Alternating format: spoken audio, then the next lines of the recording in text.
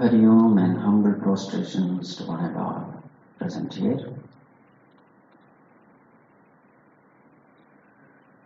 From today onwards, we'll be discussing the 18th chapter of Bhagavad-Gītā.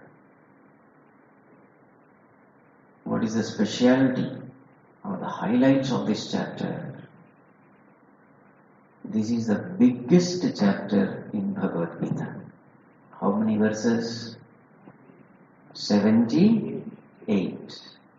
And also, this is the last chapter of Bhagavad-Gītā. What are the contents of this chapter? So in this chapter, you will find the summary of the entire Bhagavad-Gītā. The essence of Bhagavad-Gītā we find in this chapter. But we will also find so many other topics which are not covered in the earlier chapters. And these topics are very important for a spiritual seeker because these topics are all topics on introspection. So those seekers who are serious in spirituality, who look within to reform oneself, we have around 7 topics. And all these topics are introspective topics, which are very, very helpful in spiritual progress.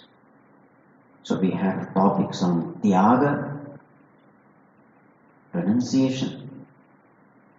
We have karma, on action, how actions must be performed. Jñāna, what is the right understanding we should have while dealing with the world. Kartā, as a doer, how I should be and how I should not be while performing action.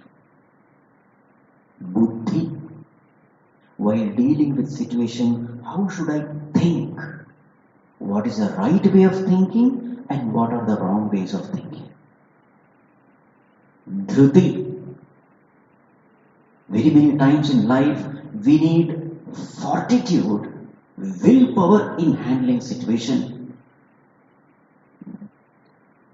What is the right way of exercising this willpower and what are the wrong ways?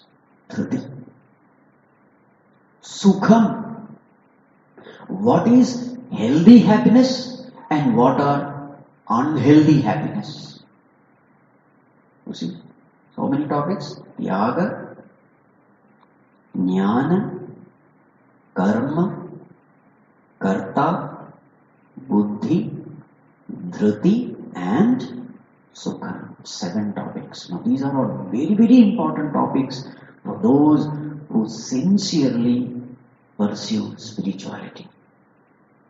Because every time we are interacting with the world, so many things are happening inside the mind. Am I going in the right direction? I need some standard. I need some reference. So here in this chapter we get this reference. So that whenever I am deviating from the path of righteousness, I can correct myself. So these topics are elaborately mentioned in this chapter based on the 3 gunas. Sattvic, Rajasic and Tamasic. For example, Jnanam. What is Tamasic Jnanam? What is Rajasic Jnanam? And what is Sattvic Jnanam? In this way, Sattva, Rajas, Tamas. Using these 3, the whole topic is analyzed elaborately. Very useful topic. Also, in this chapter we'll find so many inspirational verses. Whenever we are down, whenever we are depressed, dejected, in those moments these verses can really inspire us and help us bounce back. So many such verses are there. Also, in this chapter, we find how much Bhagavan loves us. Especially as the chapter goes into the concluding sections, we find this. What is it that Bhagavan is expecting from us? How much He loves us? What are we supposed to do in life? In the end portions we find Bhagavan insisting it again and again, time and again, repeatedly, so that we are very clear as to what we should do in life. Lot of emphasis is given. Just like a mother who loves her child very much, emphasizes time and again, repeatedly, certain things which must be done. In the same way, Bhagavad-Gītā, like a mother, guides us. Right. So because of all these reasons, this chapter is very, very important. So with this introduction, we enter into this chapter. Right. So, repeat once. Om Shri Paramatmane Namaha.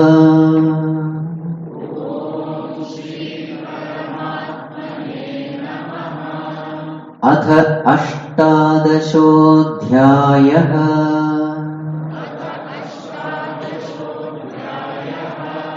Moksha sanyāsa yogaha.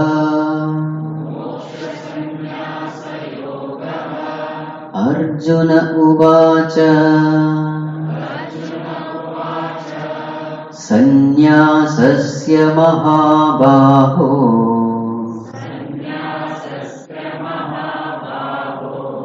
tattvamicchāmi veditum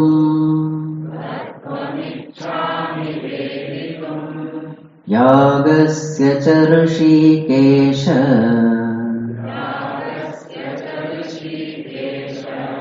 Prathakkeshi nishodana.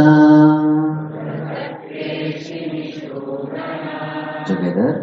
Sanyāsasya mahabāho tattvamicchāmi veditum Tyāgasya ca rishikesha Prathakkeshi nishodana.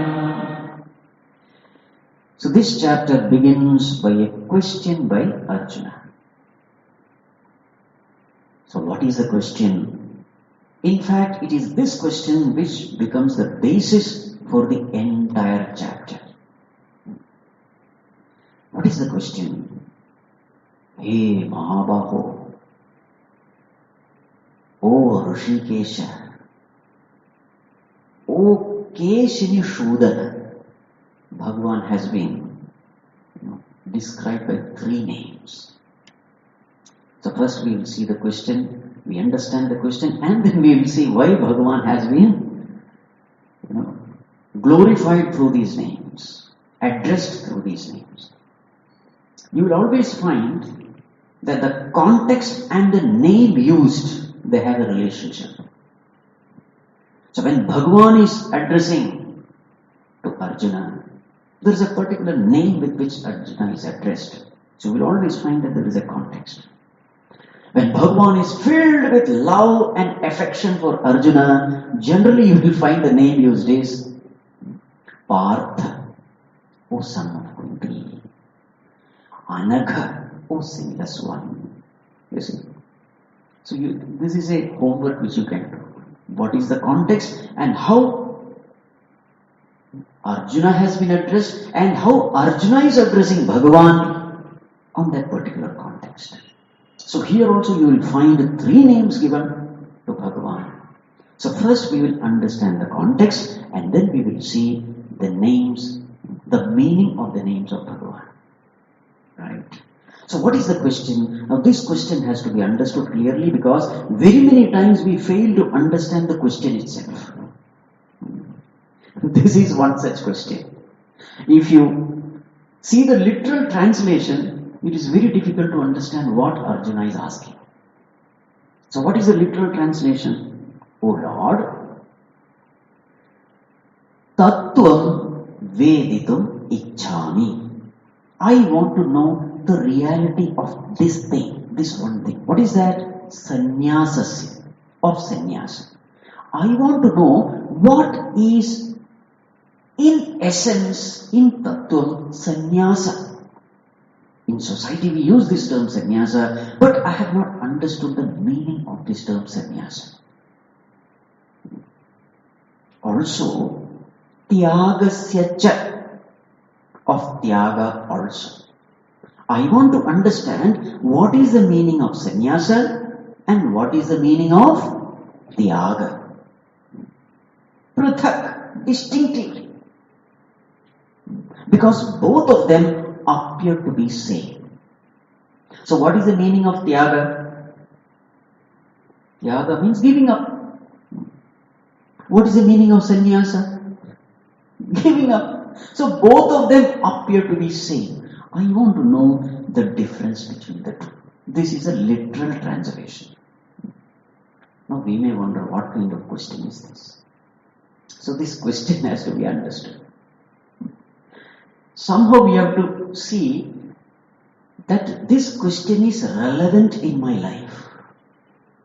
Very many times somebody asks a question, and if that question is not relevant, we will not be interested in the answer.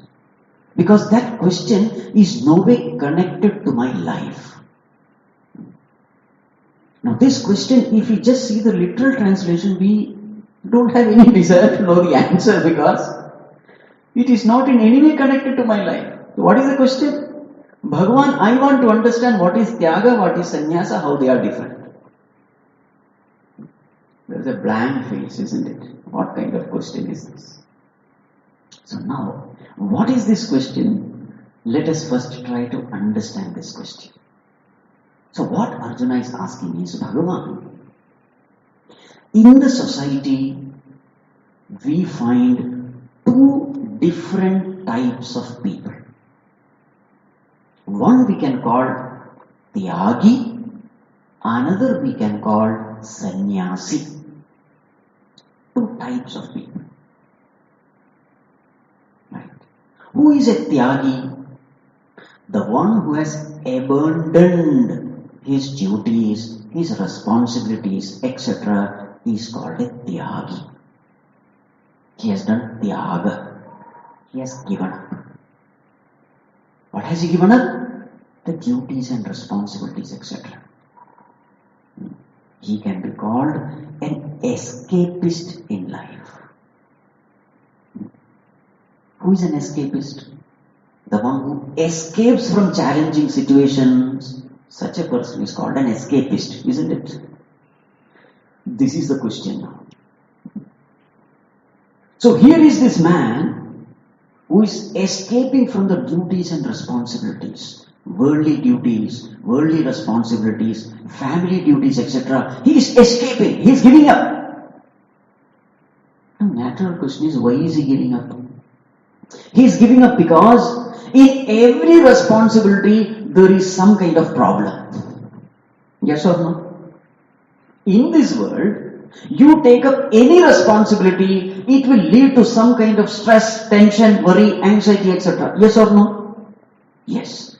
So number one, there is strain of performing this action.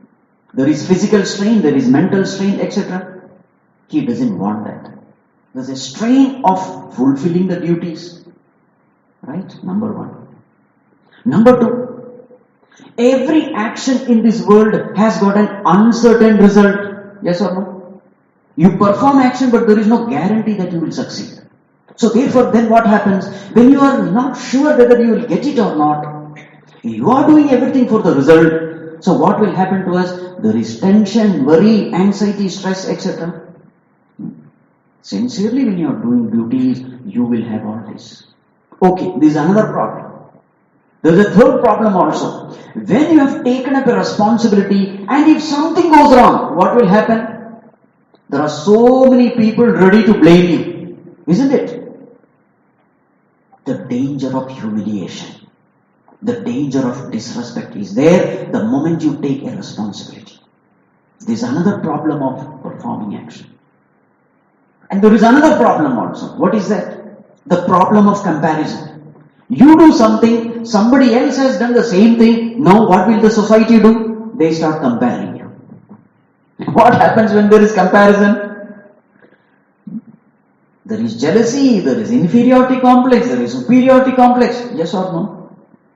So these are all problems. Tension, worry, anxiety, jealousy, stress, strain. So what is the best way of escaping from all these problems? Tyāga. Yes or no? Why unnecessarily take the trouble? Better remain away.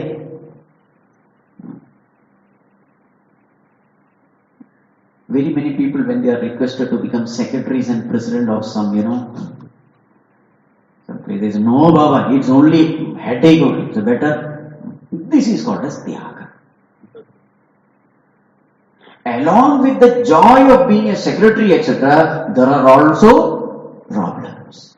So if I want to get rid of all these problems, what is the best thing to do? Escape from the situation. This escapism is what is called as Tyāga in this context. So we will use the term abandonment. Abandonment, Tyāga. So Bhagavan, in the society, I see this category of people who escape from their duties and responsibilities and they think that this is a way to happiness. On the other side, I also see sanyāsa. What are these people doing? They are also doing the same thing. They also give up their family responsibility, duties, etc. in the name of sannyasa. But in the society, how are they treated? They are revered. We go to sannyasis to get blessings. Yes. And in fact, we see in their life also, they are filled with joy, positivity, cheerfulness. A true sannyasi, on one side, he is a master of life, but on the other side, a tyāgi is a failure in life. On one side, this tyāgi, he is disrespected in the society, whereas a sannyasi is respected in the society. A tyāgi is a slave of his mind and senses. A sannyasi is a master of his mind and senses. Tyāgi devours, sannyasi evolves. Now, this is the question. The question is, both of them have done the same thing. What is the thing? They have given up. What have they given up? Their worldly duties and responsibilities. Both are doing the same thing. On one side, the one fellow is going down, the other fellow is evolving. Bhagavan, therefore, I have this question. What is the question? What is exactly the difference between sanyasa and tyāga? There has to be a difference. Both of them are externally doing physically. At the physical level, both of them are doing the same thing. But one is going higher and higher. This particular action is helping this person to evolve in life, become a master of life, gain more and more happiness and fulfillment. Whereas on the other side, another person doing the same thing, he is becoming more miserable and a slave. So therefore, I want to understand the difference between the two. Have you understood the question? Have you understood the question? Tyāga, abandonment, sannyasa, renunciation. This will be the terms which we will be using now. Abandonment means giving up, unintelligently giving up. Giving up in order to escape from all problems and tensions and worries. Right. Sannyasa is intelligently giving up. What is the common thing? Giving up is common. One unintelligently gives up, the other intelligently gives up. So now Arjuna is asking, Bhagavan, what is the difference between the two? Because very many times we mistake one for the other. In fact, Arjuna himself has done this mistake. In the beginning, how does Bhagavad-Gītā start? Exactly this. In the name of sannyasa, what was he doing? He was doing tyāga. He was in front of the battlefield. An unpleasant duty was staring at him. What is this unpleasant duty? Fighting against near and dear ones. Fighting against one's own teacher, one's own grandson, who be revered.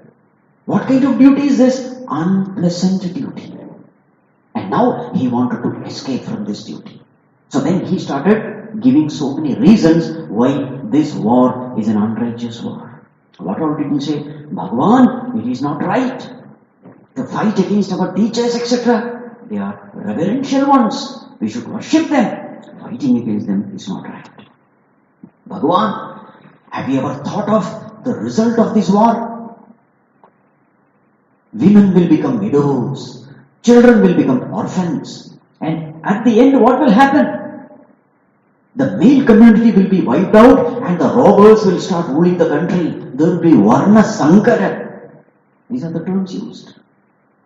The whole country will go to ruin. Have you ever thought of this consequence? Oh Lord, I don't want a kingdom stained in the blood of these reverential ones. So therefore, I prefer to take arms. Meaning, I prefer to take sannyas. These are the words of Arjuna. Now see what is happening here. he wants to escape from this unpleasant duty. But now he gives a beautiful name for it. What is the name? Sannyas. So very many times in life, what happens is, actually we are doing Tyāga, but we label it as sanyāsa. Right? That's how in the society this name comes. Fake sannyasi. What is this fake sannyasi, fake Swami, etc.? A person who has put on the robe of a sannyasi, but actually what has he done? Sanyasa or Tyāga?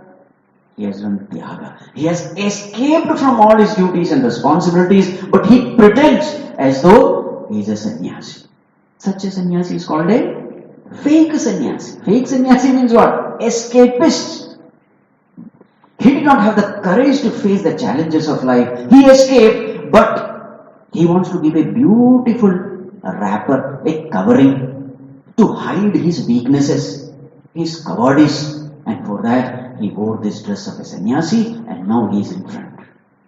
So such sannyasis are called in the society. There is a name given, fake sannyasi. So this is a problem which is there. So we have to understand this question very well.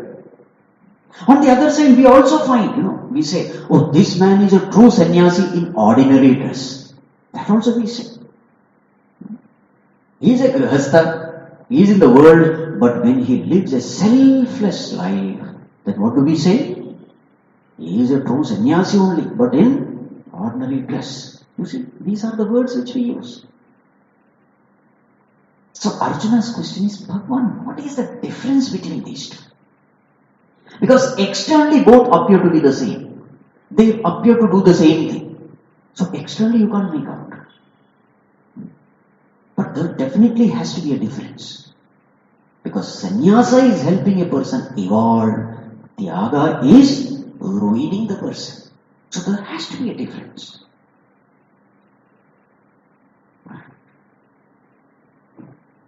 Now in our personal life also, we have to understand this question clearly. You see, many times what happens when we attend satsangs, etc., when we attend this, Gita classes, etc., what is emphasized in all this scriptural study? The emphasis is upon withdrawing the mind from the world and fixing it upon the Lord in the heart. Yes or no? It is more about cleaning, cleansing the mind. More about introspection. So very many times what happens is, when a person seriously attends these spiritual classes, he naturally is inspired to do more work within. More of introspection happens, more of meditation happens, more of spiritual practices happen. And in all these practices, in all the spiritual sadhana, what is emphasized? Withdrawing the mind from the outer world and fixing the mind in the inner self. Now here, if you have to do this, naturally you will have to give up the outer activity so that you can spend more and more time for your inner activity. So naturally what has to be done? The outer activities have to be given up. Now a big question comes is, how much time should I spend for spirituality? Because I also have worldly responsibilities. Because very many times what happens is, when I start spending more and more time for the spiritual sadhana, a guilt starts coming. Am I escaping from my worldly responsibilities in the name of spirituality? This question always comes. A very common question asked by the seekers is, Swamiji, where should we draw a line? Where should we draw a line? On one side, I am asked to face the world, to fulfill my duties in the world. For that, I have to be extrovert. I have to be action-oriented. But on the other side, the spiritual duty demands that I should withdraw from the world. And when I withdraw from the world, I can't be active in the world. Either going out or going in. You can't do both. So the question is, how much? Where should I draw the line? How should I balance my professional life and spiritual life, family life and spiritual life? These are the questions they ask. So what is this question? This question is nothing but the question regarding Tyāga and sanyāsa alone. Right. When I start spending too much of time in spirituality, many times this guilt comes. Am I avoiding my worldly responsibilities? In fact, the family people start complaining. What is this man? After this, spiritual, he is not available for us only. He has become indifferent to all his family duties. Complaint starts coming. And when these people start complaining, you also start feeling, what am I doing? Am I doing Tyāga or am I doing sanyāsa? So this is the question which is raised by Arjuna. Have you understood the question? Do you feel that this question is relevant in your life? We find that yes, this is the same problem which I am facing. Right. So Bhagavan. So now see how Arjuna is addressing Bhagavan. What are the names used? Oh Mahabaho. What is Mahabahu? One with long arms. That is called as Mahabahu. But we always have to understand the spiritual meaning also. Don't stop there. One with long arms. Maybe physically his arm was very, very long. No. What it means is, oh Lord, for whom there is nothing out of his reach. That's me. There is nothing which is out of your reach. Meaning what? You have control over everything. You are the master controller. This is the meaning. You see? There is one superficial meaning, but there is one spiritual meaning also. This meaning you have to understand. So the Bhagavan, since you know everything, you are the right person to answer this question. See the next term used, Rishikesha. Rishikanam, Indriyanam, Ishaha, Rishikesha. So what is Rishikesha means? Rishikam means Indriya, sense organs. Isha means the Lord of sense organs. So the one who is the Lord of the mind and the sense organs. So Bhagavan, you are the right person to answer this question because you are the Lord of this mind, of this intellect, of these sense organs, these indriyas. So you are the right person. See the third term used. Keshi Nisudana. Keshi Nishudana. Nishudana, one who is a slayer. Killer, destroyer. What did he destroy? Keshi. Keshi was an asura, a rakshasa.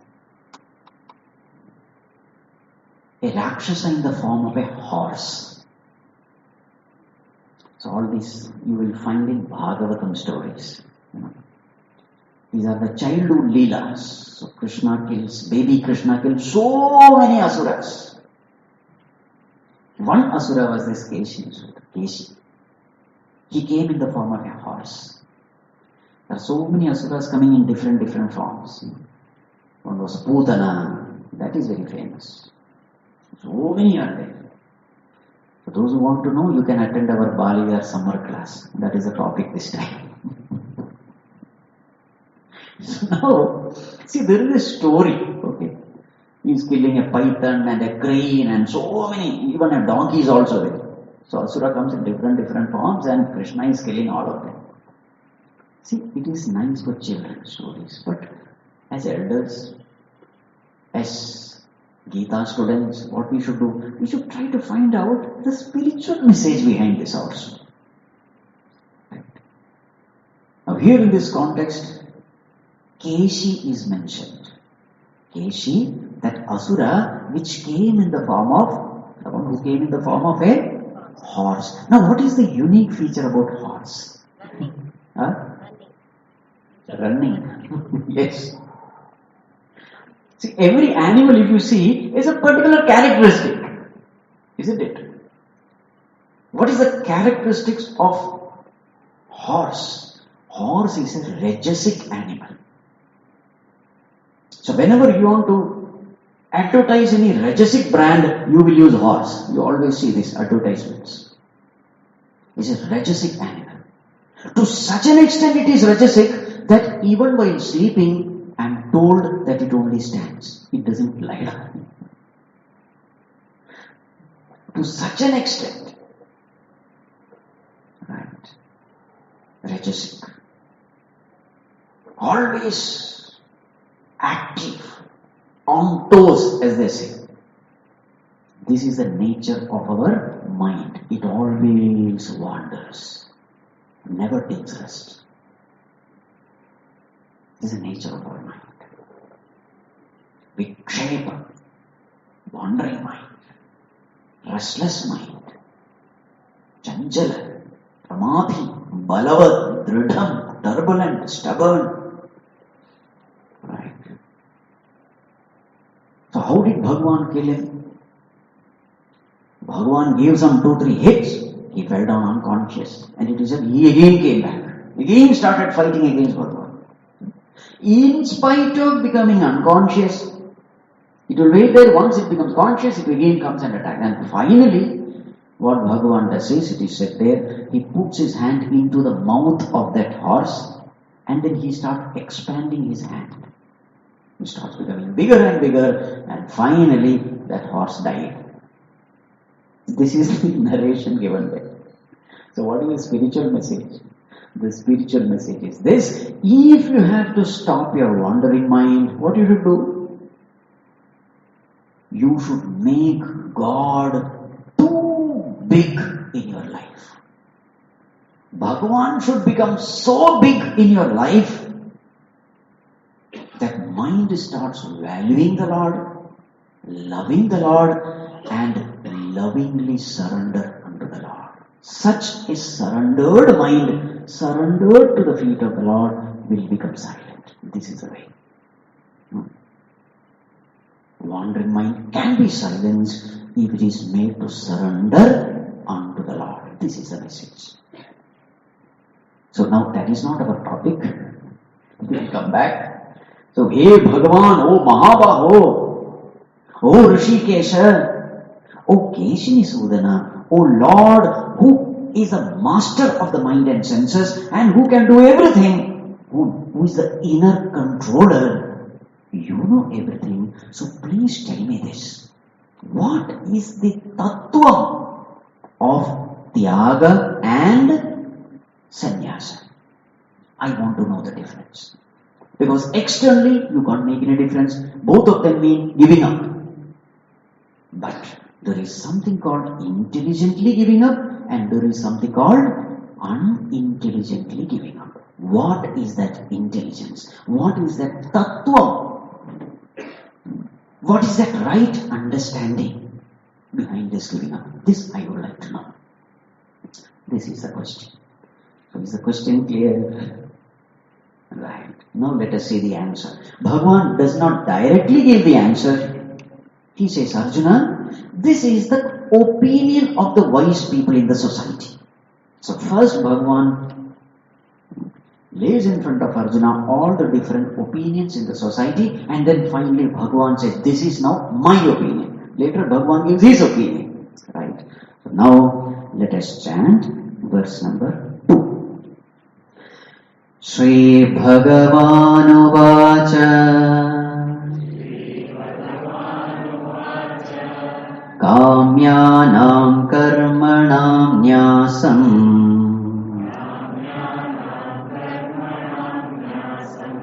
sanyāsam kavayo viduhu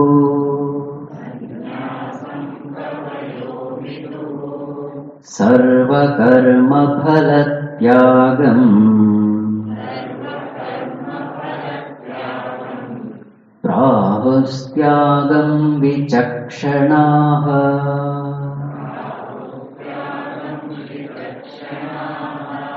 Kamyanam karmanam nyasam sanyāsam kavayo viduhu sarva karma tyāgam prahustyāgam vichakshanaha.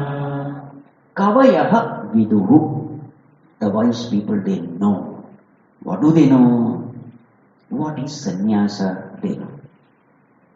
What do they say about sannyasa? Kamyanam karmanam nyasam. Nyasam means giving up. Giving up kamya karma is sanyāsa. This the wise people know.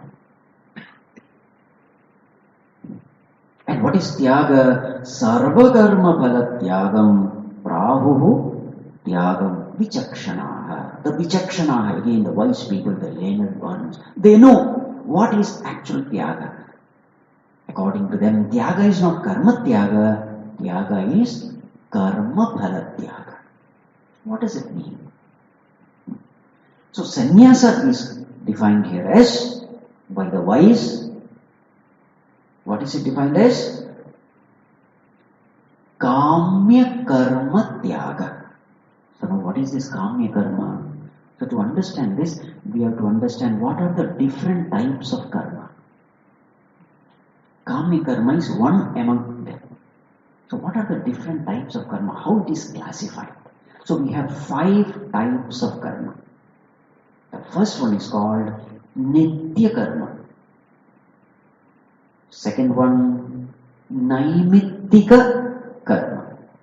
Nitya, second naimittika. Third one is kamya karma, which is mentioned here. Fourth one is nishiddha karma. And fifth one, prayaschitta karma. Nitya, naimittika, kamya, nishiddha, prayaschitta karma. So these are the 5 types of karmas mentioned in the scriptures. So what is nitya karma? Nitya karma means daily duty, compulsory duty, which you have to do every day, which is necessary for you, which fulfills all your needs. Taking bath, eating food, etc. They are called as nitya karma. Going to office, nitya karma. Every day you must do it. You must do it. There is no choice. Nitya karma. Then the second one is called naimittika karma. When there is a nimitta, only then you need to do. Naimittika. Occasional duties. Second one is called naimittika, occasional duty. When the occasion is there, you do it. Not always. When you are sick, you have to take medicine. That's only occasional, not always. When your neighbor is not feeling well, you go and help your neighbor. It is occasional. Some marriage function is happening in your family, you attend that marriage function. It is occasional. So all those occasional duties are called naimittika karma. And the third one is, the main word is mentioned here, kamya karma. What is kamya karma? You desire it, therefore you do it. There is a kamana behind, there is a desire behind, so we can call it desire prompted actions. It is not compulsory, but because you desire something, you are doing it. Kamya karma. And the fourth one, nishiddha karma, prohibitory actions. You are not supposed to do it, never do it. Don't drink, don't smoke, etc. They are prohibitory. Nishiddha karma. And then the fifth one is prayaschitta karma. You have done something wrong, so you want to repent for it. So they are called as remedial actions. Actions for atonement as prayaschitta. You have done something wrong. You don't want that karma phala to affect you, so you do something else to nullify the negative impact of that papa karma. That is called as prayaschitta. So here, what is said, what karma is that which the sannyasi has to give up? Sannyasa means giving up. What he should give up? Now, nishiddha karma, prayaschitta karma, you have to give up. There should not be any occasion where you have to do prayaschitta karma. That is understood. So it is not mentioned here. Nishiddha karma, nobody should do. But then the confusion comes about nitya, naimittika and kamya. Nitya, naimittika, again everybody has to do. When you are living in a society, there are certain duties, you have to do it. Now the question comes about kamya karma. So what is the definition here? Sannyasam means what? Giving up of kamya karma, desire prompted action. This defines a sannyasi. So say the wise. Later on Bhagavan is going to give his opinion. These are the opinions of the wise people in the society. Kamyanam karmanam nyasam sannyasam. Right. So a sannyasi is the one who gives up desire prompted actions. Why does he do that? Because of his right understanding. What is the understanding of a sannyasi? The understanding of a sannyasi is true happiness doesn't come from the world, it comes from the self. What is the source of happiness? Source of happiness is not the world. He is very clear about it. See, if the source of happiness is the world, then I have to work hard in the world to get that. That thing can be vastu, vyakti or paristhiti. Vastu, thing. Vyakti, being. Paristhiti, situation. A sannyasi is very clear. Remember, sannyasi doesn't mean putting on some clothes. It's a technical term. Sannyasi has nothing to do with clothes. It's the name of the right understanding. So who is a sannyasi? Sannyasi is the one who has clear understanding about life. We are all searching for happiness and we are doing everything in life for happiness. But in majority of our cases, where are we searching happiness? We are searching happiness in the outer world. And in 99.9999% cases, all our actions, majority of them are kamya karmas only.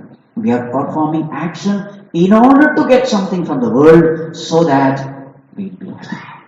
Such actions are called kamya karma. A sannyasi is clear, happiness is not there, happiness is here. So if happiness is here, where should I invest my time and energy? Here. So what should I do? I have to minimize all my actions there. Minimize actions in the outer world, maximize my action in the inner world, because my true source, the real treasure, the real happiness is inside. So for that I have to do a lot of adjustments inside, so he spends more and more time inside. In the form of mental refinement, in the form of cultivating spiritual vasanas, in the form of cultivating values like devotion, dispassion, etc. So a lot of work has to be done within. So I don't have much time outside. Most of my time I want here. So a person who has this clear understanding and therefore he is able to successfully do this operation inside, such a person is called a sannyasi. He has understood the true source of happiness. From where did he get his knowledge? He got it from the scriptures. So, number one, he has studied the scriptures. Number two, he has the purity of mind, because of which he is able to withdraw the mind and he is able to successfully work inside the mind. His mind is obeying his instruction. When his instruction is abide in the self, he is able to do it. Because the mind is a pure mind, a disciplined mind, obedient mind, such a wonderful, pure mind, a divine mind he has. With this mind he is doing all spiritual sadhana. And he is capable of doing it because mind is under his control. He is a highly evolved sadhaka. Right? He is not a person who in the name of meditation is sitting and dozing off. No! At the seat of meditation, there is no liar. There is no slave. At the seat of meditation, there is no vikshepa. There is no wandering. He has thoroughly developed his inner personality and therefore he is able to successfully meditate. He is not wasting his time. Yes, he is not struggling inside. He has, what you call, to a great extent, he has won over the negativities of the mind, kama, krodha, lobha, moha, etc. And therefore, he is able to do everything, whatever the scriptures have mentioned. He is able to apply the techniques of higher meditation. So therefore, now what happens when you are doing meditation successfully? How do you know whether your meditation is successful or unsuccessful? Very clear. The intensity of joy is the proof. To what intensity are you experiencing the joy from within? That intensity itself is the proof that your meditation is successful. And this person, he clearly sees this success within because he has thoroughly prepared the mind. And therefore, he is able to do this. What is he doing? Kamyanam karmanam nyasa. His mind is not running outside. He has no craving for the outer world, the outer pleasures of the world. He has no craving.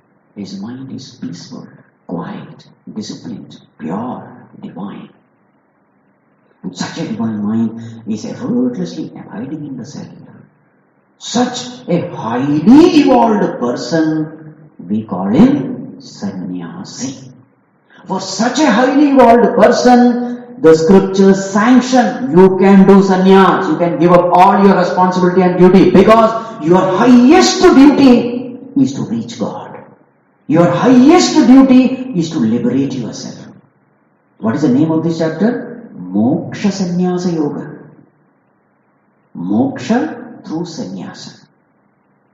So why he has taken up sannyasa? He has taken up sannyasa to attain moksha. What is the way to moksha? Fixing the mind in the Lord is the way. And he is capable. At the seat of meditation, he is capable because he has got such a beautiful mind. So therefore, for him, the scriptures don't give any law. He said, fine, go. You are allowed. Are you able to understand what I am saying? So how do I know whether I am fit for sannyasa or not? Sit at the seat of meditation. Look what you do at the seat of meditation. Karmendriyani sanyamya yaaste manasasmaran indriyarthan vimudhatma midhyacharaha sauchyate. You are sitting at the seat of meditation, but what is the mind doing? Mind is wandering everywhere. Bhagavan says he is a midhyachari, he is a hypocrite. Externally it appears as though he is sitting for meditation, but internally his mind is not meditating, his mind is wandering everywhere. Then you are wasting time. Then you are doing not sannyasa, you are doing Tyāga. Why? Because now you have given up all your work, but are you able to meditate? No. You are wasting your time. So far better is go out and work, because at least the society will get benefited and you also will be benefited. Through your action, you are benefited, others are benefited. Instead of that, giving everything and sitting here and uselessly wasting time, either sleeping or with a wandering mind, you are wasting your time. It is not sannyasa, it is Tyāga. Neither you are benefiting, nor the society is benefiting. So for such people, what is the method given? Sarva karma phala tyāgam, prahus tyāgam, vichakshanaha. So, in the society, we clearly see two categories of people. What are the two categories? One is the beginner. The other is the advanced. Two categories. So for these two categories, you can't give the same path. You have to give different path. So that is why in the third chapter, Bhagavan says, Lokesmin dvidha prokta. Lokesmin dvidha nishtha pura prokta mayanagha. Jnāna yogena saṅkhyānam karma yogena yogina. Two paths. The same thing is here. 18th chapter is the summary of Bhagavad-Gītā. So, as you are reading, you must know from where this point has come. So, it comes in the third chapter. Arjuna, in the beginning of the creation itself, I have given two paths. One path is for the beginners. The other path is for the advanced. What is the path given for the beginners? The path of karma. Jnāna yogena saṅkhyānam karma yogena yogina. The path of karma yoga is given for the beginners. The path of jnāna yoga is given for the advanced. There are different terms used. Pravritti marga is given for the beginners. Nivritti marga is given for the advanced. Pravritti, nivritti. Veda purva bhaga for the beginners. Veda anta or Vedanta given for the advanced. Two parts. One is for the beginner, the other is for the advanced. How do we know whether we are beginners or advanced? To what extent our mind is under control? This is the proof. At the seat of meditation, am I able to successfully meditate? This is the question. Now all of us can do this for ourselves and we will know in which category we will belong. The beginners or advanced? Right. So, for the beginners, so now Bhagavan takes up the beginner stage. Later on he will enter into the advance for sanyāsa, etc. Now he is talking about Tyāga, the path for the beginners. What should be the path for the beginners? Bhagavan is very clear. He says, the wise people say, what do the wise people say? Sarma karma phala tyāgam prahus tyāgam vichakshana. For the beginners, karma tyāga is not mentioned. It is not advised. What is advised here? Karma phala tyāga. He should never escape from the world. He should never give up action. No. Even if it is an unpleasant duty, you must do it. And this is exactly what Krishna does with Arjuna. Arjuna says, let us escape from here. You must say nothing doing, you have to fight. You are not fit to do karma tyāga, you are only fit to do karma phala tyāga. Now what is this karma phala tyāga? We will see it later. Elaborate it, because this topic will come again and again.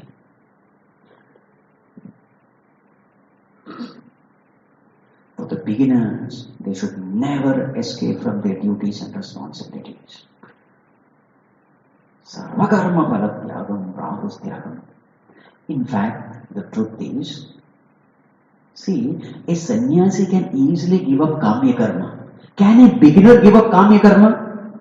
It is just not possible. Why? Lot of desires are there. When you have lot of desires, you will be forced to work to fulfill your desire. It is just not possible. So then what is the second best? The second best is karma phala tyāga. What is that karma phala tyāga? In a simple way it is this. You see, I have a desire. I should have lot of money, name, fame, power, position, etc. I have this desire. What should I do?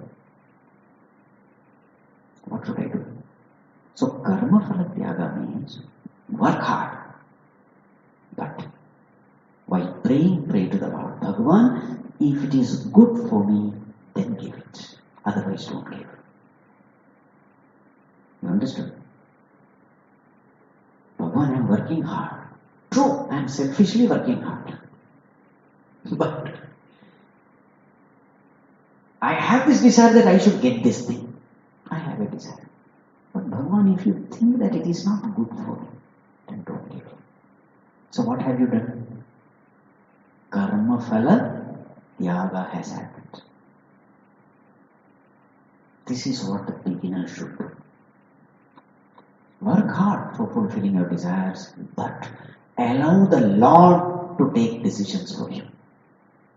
If this much you can do, then that is karma phala tyāga.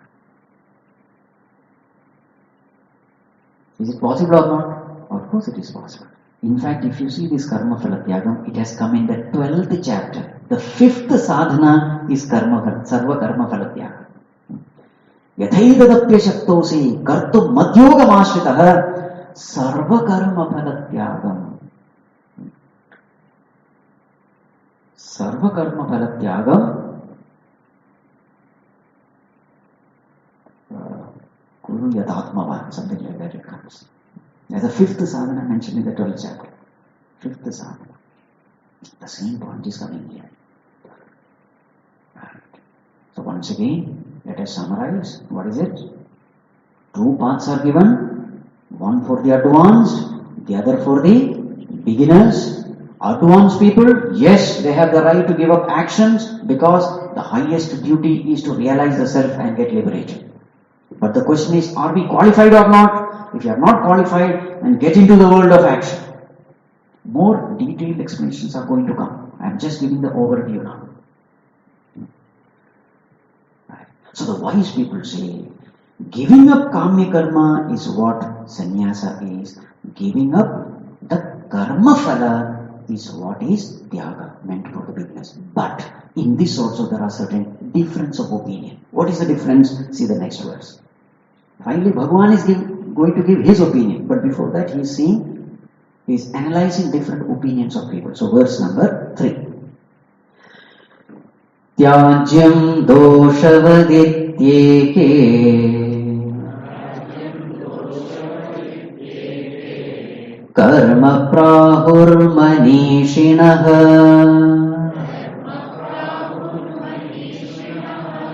yajña tapah karma na tyājyamiti chāpare tyājyam doṣavadityeke karma prahurmanīṣiṇah yajña tapah karma na tyājyamiti chāpare.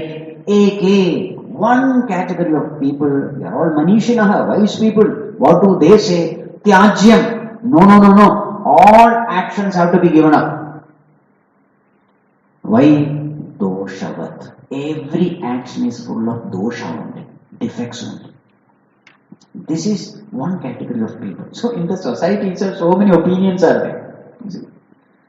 So one category of people, they are also manīṣiṇah, wise people, learned ones. They say, no, all actions have to be given up because every action has dosha. So what is the dosha of action? The dosha of action is you have to become extrovert to do any action. That is number one. Number two, all this tension, worry, anxiety, etc. That is another dosha. And subtle dosha is, what is the subtle dosha? Every action, whether it is a punya karma or papa karma, it will produce a phala. And in order to go through the phala, you will have to take birth again and again. This is another dosha. Punarapi jananam, punarapi maranam is guaranteed. So therefore, these people say, no, all action should be given. But others say, what do others say? Apare. No. These particular actions should not be given up. What are they? Yajna, dana, tapas. These three should not be given up. Natyajyam iti chāpare. So difference of opinion is there. So what is yajna karma? All karmas where we are selflessly serving. Yajna means sacrifice. So I sacrifice myself for the welfare of all. This is called as yajna karma. Such karma should not be given up. Dana means what? Charity should not be given up. Then tapas.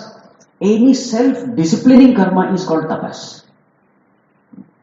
Where I discipline myself, I discipline my mind, the senses, everything, body, etc. That disciplining action is called tapas. That also should not be given up. This is the opinion of others. So now we have seen all the opinions. Now Bhagavan says, listen to my opinion. Okay. We need to listen to only Bhagavan's opinion. Okay, that is final. Right. Though in the society all such opinions are there, finally Bhagavan gives his opinion.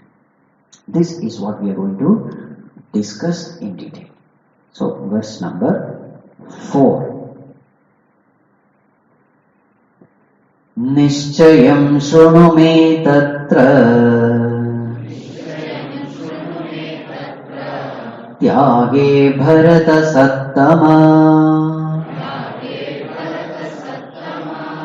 Tyāgo hi purusha vyaghra Trividhah samprakirtitah Nischayam shruṇu me tatra Tyāge bharata sattama Tyāgo hi purusha vyaghra Trividhah samprakirtitah. Arjuna, yes. So you have listened to all this, isn't it? Some people are saying karma Tyāga must be done. Some say no, karma Tyāga should not be done. Karma phala Tyāga should be done. So this kind of different opinions are there. Now, with regard to Tyāge, Nishchayam Shruno me. Listen to my firm, answer of conviction. Answer with firm conviction. Listen to this.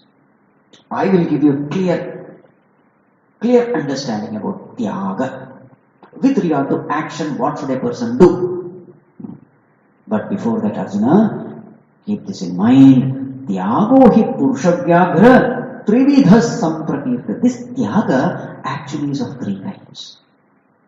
This Tyāga itself is of three kinds. Oh Bhagavan, I did not know that. Yes, it is there.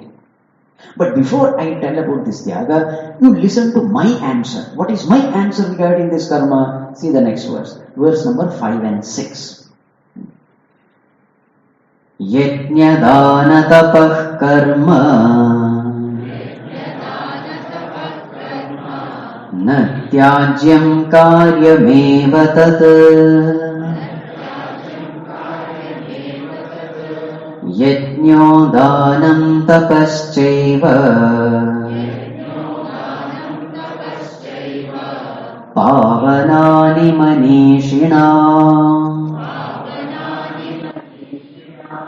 Yajñādāna tapah karma na tyājyam karyameva tat yajño dānam tapaschaiva pavanāni manīṣinām. Etāņapi tu karmāni sangam tyaktva phalāni ca kartavyānīti me pārtha nishcitam matamuttamam. Etāņapi tu karmāni sangam tyaktva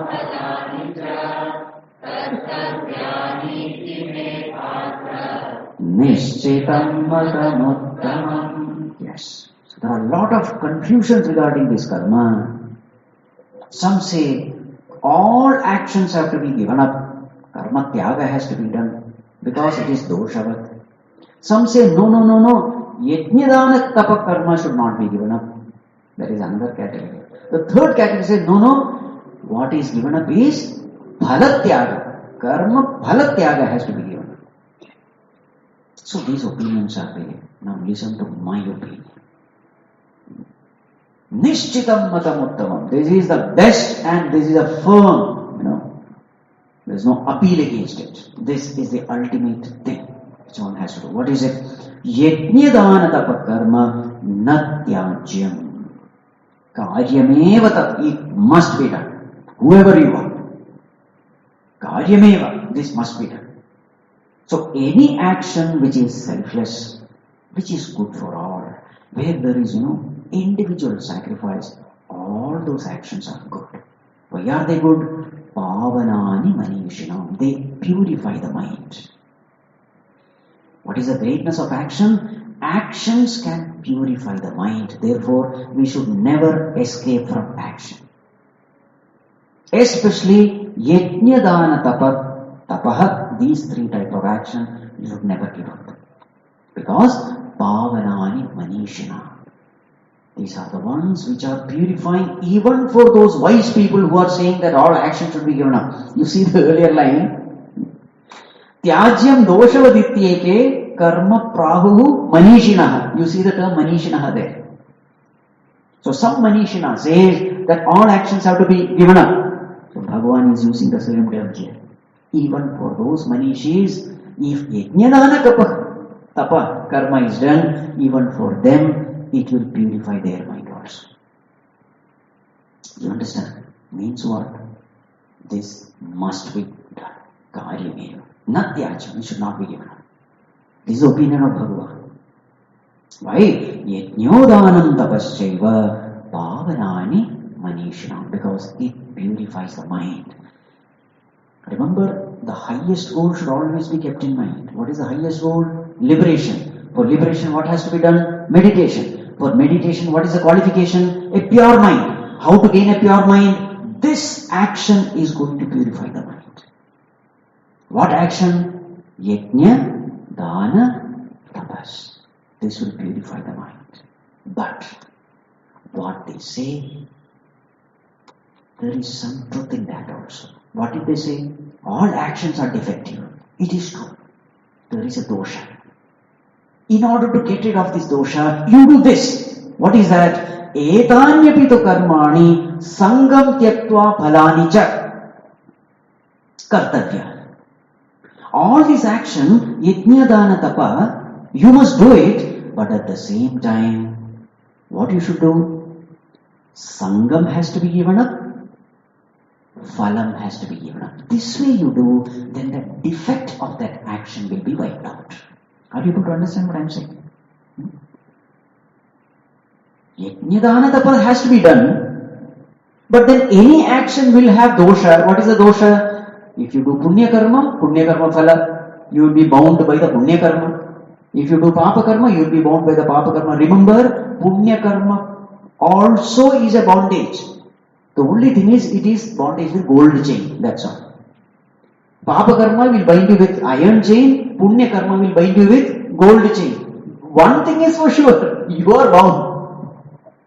So now, I must perform action in such a way that these actions will not bind me, at the same time, actions will purify me, help me in my spiritual progress. This is the whole idea. So, there is a defect in action. I have to win over that defect, one side. There are so many benefits of action. These benefits also I must have. So, on one side, when action is done without desire for the phala or without having sangha, these topics we will discuss in detail tomorrow. These are all important terms. Sangha and phala. It will again and again come. Without getting attached to action, number one. Without getting attached to the results of this action, number two. If I can perform yajna dana tapas, then what will happen? Mind will be purified and I will be unaffected by the doshas of action. And once the mind is purified, this purified mind becomes a fit instrument for meditation. And once this mind has become a fit instrument, then I can easily meditate, realize myself and become free. This is the steps. These are the steps. Right. So this is Nishchitam Matam Uttamam. This is the best opinion. And this is my opinion. So this will be the final opinion. Okay. No more confusion. Right. So what is the summary of discussion? The summary of discussion is this. Advanced people, they are able to give up action. But just because some people are giving up action doesn't mean that I am fit to give up action. What is the qualification? The qualification is to what efficiency I am able to meditate. If I can meditate successfully, I can give up all action, no problem. But if I am not successful in my meditation, it simply means mind is impure. How to purify the mind? Meditation is not the way. Karma yoga is the way. Get into the world. Perform your duties with the right framework, with the right attitude. When you do your duties perfectly well, without attachment for action, without attachment for the result. When you perform your duties, these duties will purify the mind, make you fit for higher meditation, and thus you can liberate yourself. So therefore, you must perform action. This is the path of the Tyāga, not sanyāsa. So this particular aspect, in detail, tomorrow we are going to see. In detail means what? There are 3 types of Tyāga: tamasic, rajasic and sattvic. So we have to get rid of tamasic Tyāga and rajasic Tyāga. It should not be done. Only only Sattvic Tyāga is it. What is that Sattvic Tyāga? We will discuss tomorrow.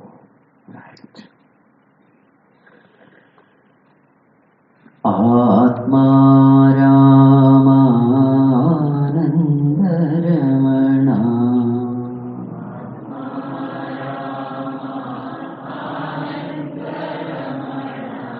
Achyuta Keshava Hari Narayana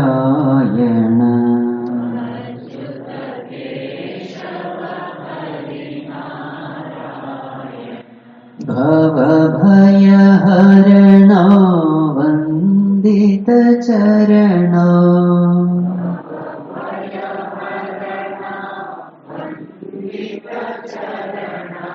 Raghukula Bhushana Rajiva Lochana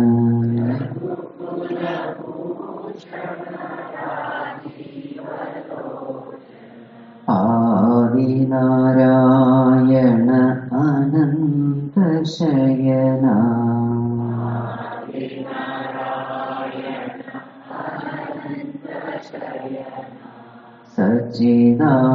Sachidananda Satyanarayana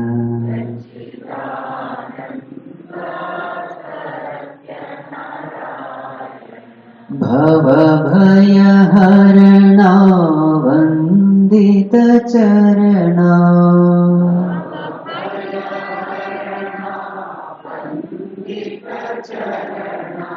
Raghukula Bhushana Rajiva Lochana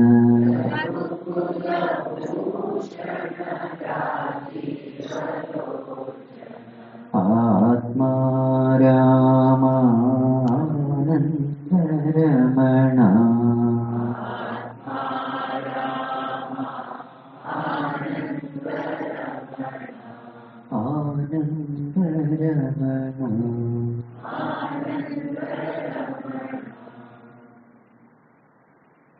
Om Sarve Bhavantu Sukhinah Sarve Santu Niramaya Sarve Bhadrani Pashyantu Ma Kaschid Dukkha Bhave Asato Ma Sadgamaya Tamaso Ma Jyotirgamaya Mrityorma Amritargamaya Om Shanti Shanti Shanti Hari Om